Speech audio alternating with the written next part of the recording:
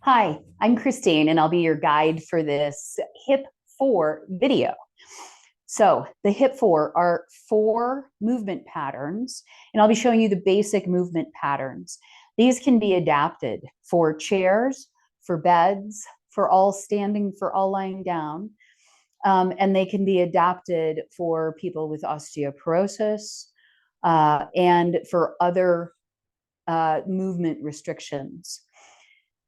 This, though, video will be the basic 4 movement patterns.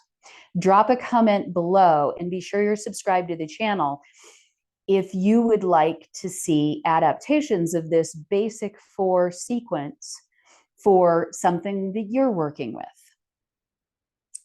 In this video, we're going to be going through 10 repetitions of 4 movements. And I would start with doing this video once. You will work up to doing this video 3 times for a total of 30 repetitions of all 4 movements adapted for you. You are your own guru. Move through a pain-free, or if pain is a constant right now, a no increased pain range of motion. What that means is if my shoulders hurt once my arms raise to here, this is going to be my range of movement for this motion. What you will notice is that within 5 or 10 or 15 breaths, that range is going to expand. Now, maybe it's only expanding a little bit today. But if you continue to revisit this conversation with your body over 3 times this week or 5 times next week, that range is going to expand. And you're going to become more confident in movement freedom within that range. So remember, we're coordinating the movements with the breath. These movements focus on the hip girdle. So that's this entire region focused on the ball and socket joint in the hip. And these movements are very focused on the glute medius. But they involve all of these small and large muscles that go into our hips and coordinate with the mobility and strength of our legs and the mobility and strength of our spines. What that means is that this sequence can be really helpful for knee problems, hip problems, and low back problems. The first movement we're going to do is on all 4s. So come down to the ground in any way that works for you. My favorite way is to inhale, arms up, and exhale. Forward fold, walk the hands out, and bring the knees down. Hands are under the shoulders, knees are under the elbows. And we're going to exhale, sink the hips back, and reach the arms as far forward as they'll go. Now, notice my arms aren't on the ground, but they're also not stock straight. My muscles are engaged, and my hips are as far back as they comfortably go today. Inhale and shift forward, shoulders slightly back. So we're squeezing the armpits back toward the hips while lowering the hips and reaching up through the top of the head. Exhale back and inhale forward.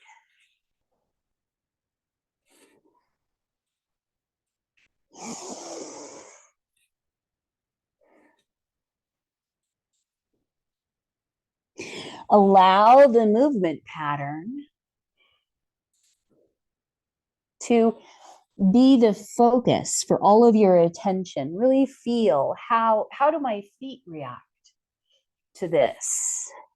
What are my feet doing as my hips come forward and come back? And where do I feel my shoulders with relationship to my rib cage, my neck, and my spine? One easy adaptation for this, frequently when people are beginning that position and bearing weight on the hands can be difficult.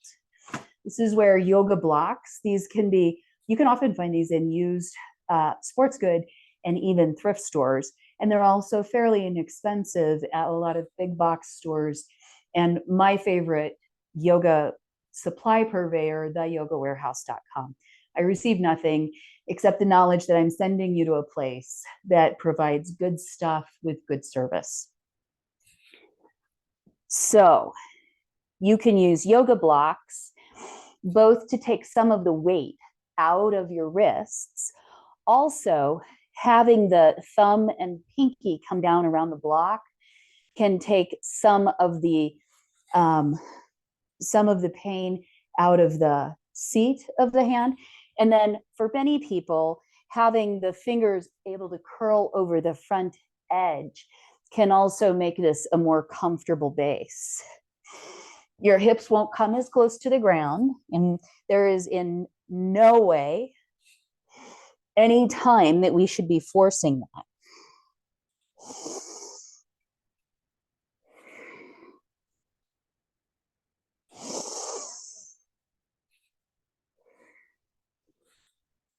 And one last time.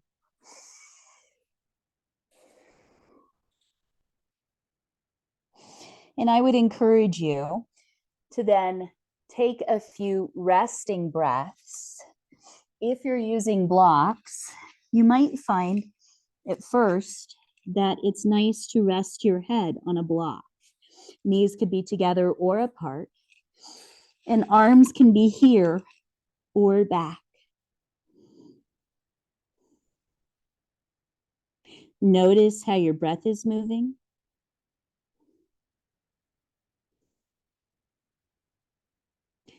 And spread your awareness out to the soles of your feet, the palms of your hands,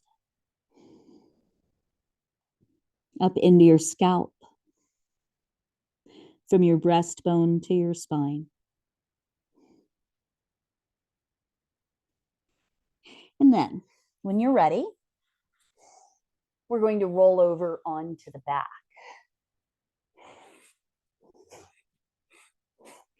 This is a move called the moving bridge.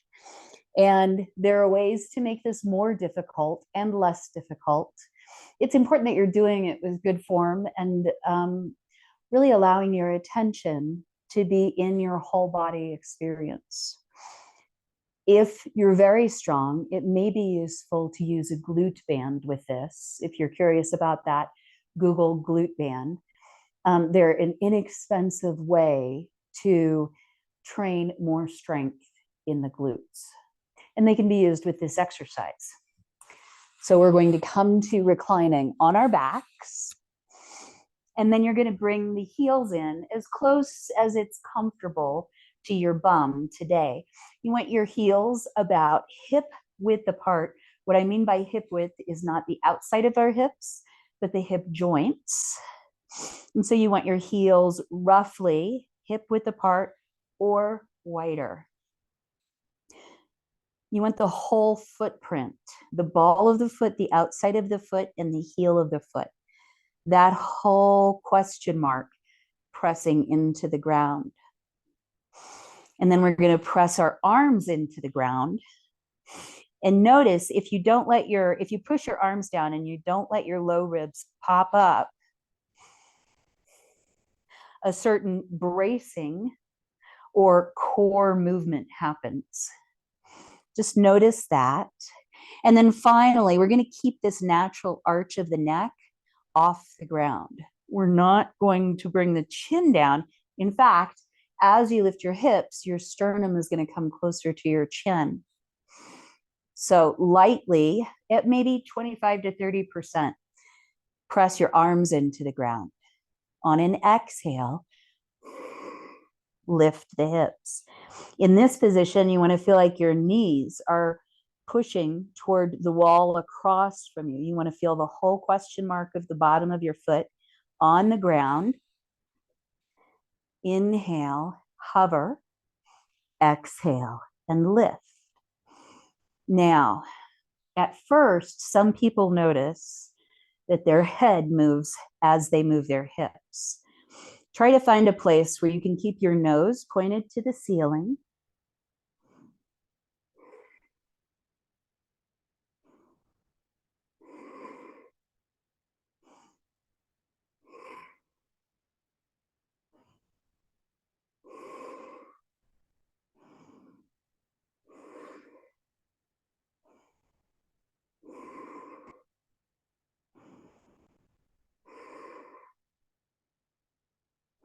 And then on this final one, we're reaching the tail away from the heart and setting the spine down. When your hips come to the ground, draw your knees in. This posture, hugging your knees in like this, is called Apanasana. It helps to stretch the thoracolumbar fascia back here. It also, by compressing the abdominal compartment against the thighs while you breathe, helps to massage your abdominal organs.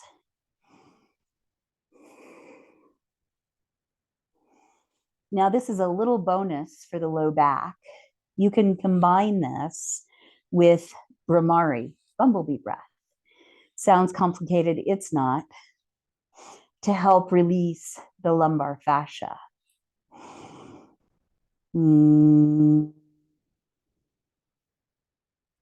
Brahmari is just humming while you exhale.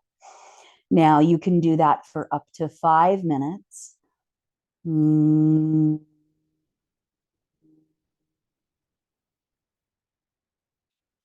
For now, we're going to move on to the next move. We're going to roll over to one side and then come up to standing. One way to come up to standing is to reverse the way that we came down, lifting the knees and perhaps walking the feet part of the way forward, and then rolling up. Sit back, lift the pelvic floor, draw the drawstring together, and then from the inside, imagine you're stacking each vertebrae of your spine, and then your shoulders, and then your neck, and finally your head. Now, there is, again, another way to get the experience of strength and mobility that this next exercise will create. This is the basic pattern. We're going to sit back. You want to make sure that your knees aren't crazy forward.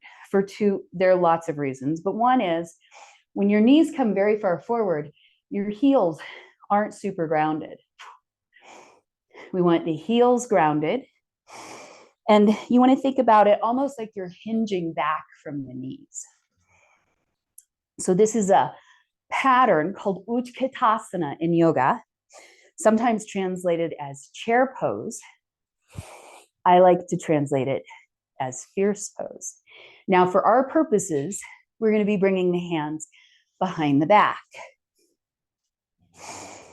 So you're going to start feet hip width apart, sit back, inhale apart, exhale together. Inhale apart. Notice as I step apart, my knees are over my ankles. I'm not stepping my feet apart without moving my knees. Exhale together.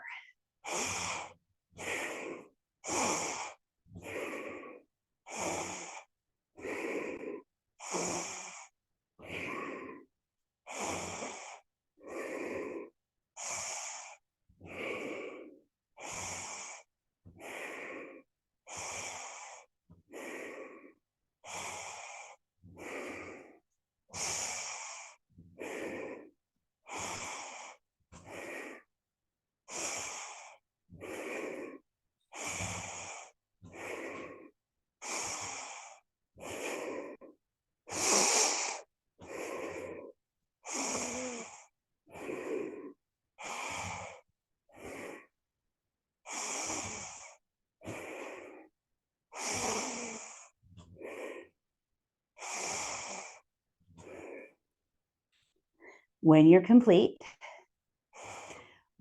Walk around. Notice how your body feels. Bring into awareness the changes, whether it's being tired or more open, a little bit sore or less sore. Bring it all into awareness. The final movement, Jathara Parivartasana in Sanskrit, the language of yoga, or laying down twists. We're going to use the handy yoga block again.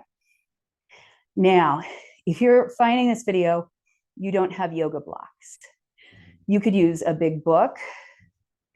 If you have something like a roller, you could use that. If you have a pillow of some sort, you could use that instead. What we're going to do is, once again, we're going to come down to the floor.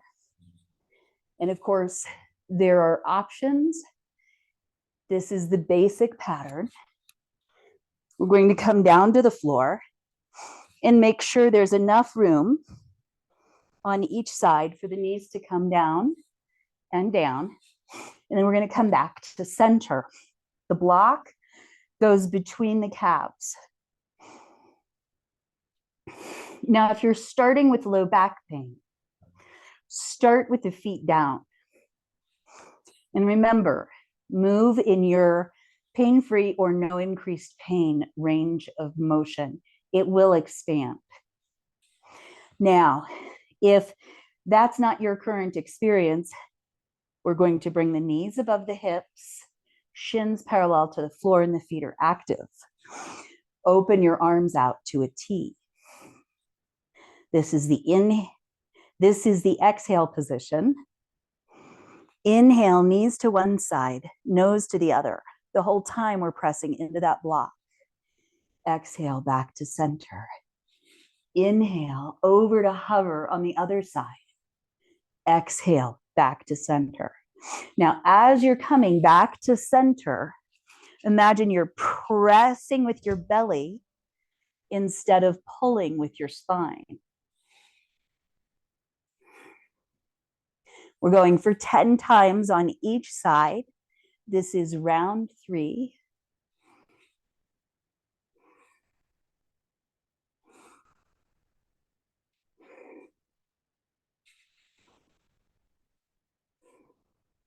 Get really curious about what various parts of your body are doing or feeling as you're creating these shapes with the breath.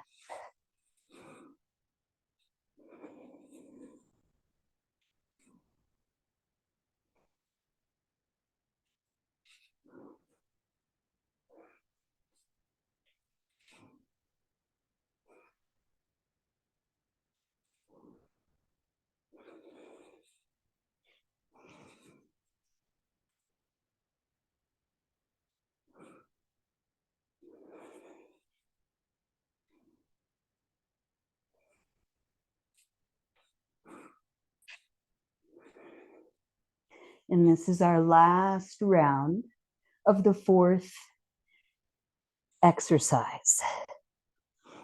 We're going to place the block here. And now, if you're doing the video once through, we're going to do Shavasana. If you're going to do it multiple times, up to 3 times, then go back to the beginning. On your 3rd time, or whenever you're finished, you're going to find your Shavasana. I would recommend, if you came to this video because you're having any kind of pain, set your feet down wide and let your knees sort of fall into one another. Alternatively, you could put a rolled up blanket or a pillow behind your knees. And you can rest your hands on your belly, your heart, or out with the palms up. This is Shavasana. Final resting pose. If it feels okay, the template pose for Shavasana is with the arms and legs out like this. Adapt it for how you're feeling today.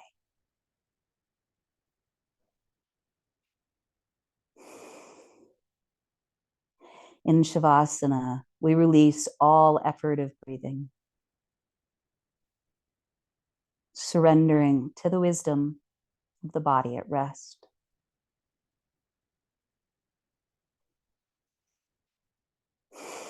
And having released all of the effort of breathing,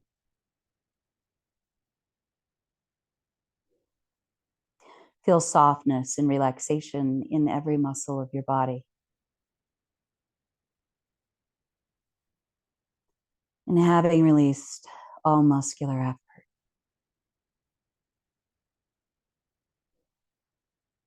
release all effort of being, knowing that for these few moments,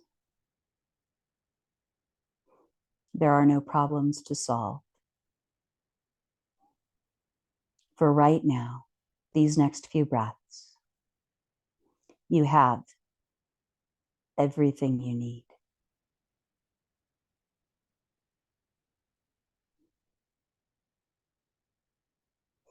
There's nowhere to go and no one to be.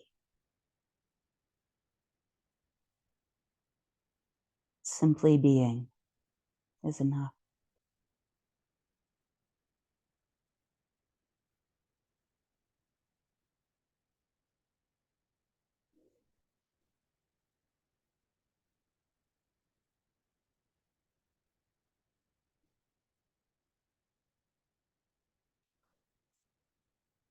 Stay here as long as you'd like.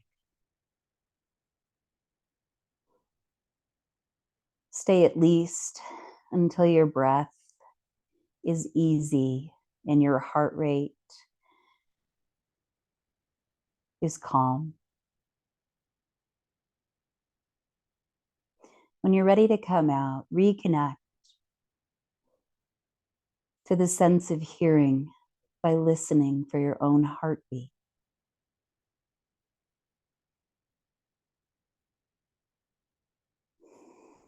Reconnect to the sense of touch by feeling your body on the ground and the clothes on your body.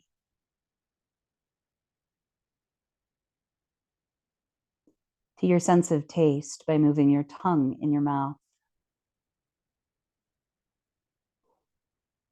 And of smell by flaring your nostrils just a bit and feeling your breath in your nostrils.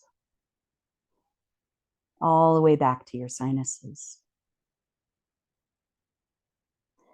Finally, circle your eyes behind your eyelids, one direction and then the other. And then roll to one side. Take a few breaths and feel your breath in your low back ribs and maybe all the way down to your tail.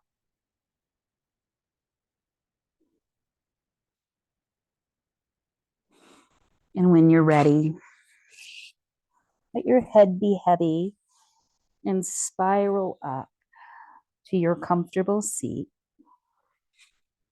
Allow your head to be the last thing to rise.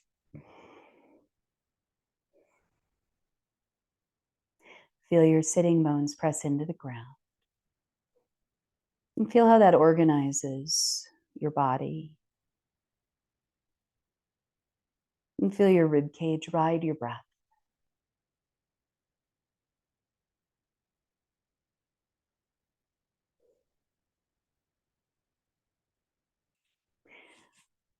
Happy Yoga Day.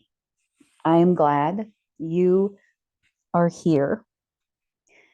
And I'm honored to have spent this time with you. Subscribe for more practices like this and comment if you have ways that you would like to see this sequence adapted. Until next time,